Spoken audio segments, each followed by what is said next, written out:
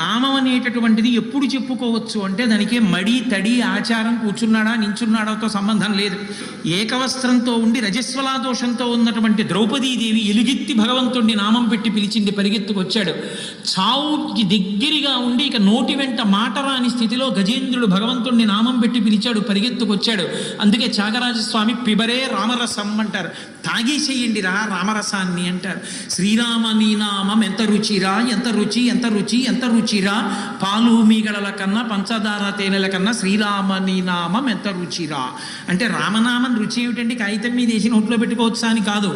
పెరుగు తేనె పళ్ళరసం ఇలాంటివి నాలుక మీద వేసుకున్నప్పుడు నాలుక మీద ఉండేటటువంటి రసాంకురములు దాని యొక్క రుచిని చెప్పినప్పుడు పరవశించినటువంటి మనసు ఏ స్థితిని పొందుతుందో, రామ రామ రామ రామ అని శ్రీరామనామం చెప్పడంలో ఉండేటటువంటి పారవస్యాన్ని పొందిన నాడు శ్రీరామ నీ నామం ఎంత రుచిరా.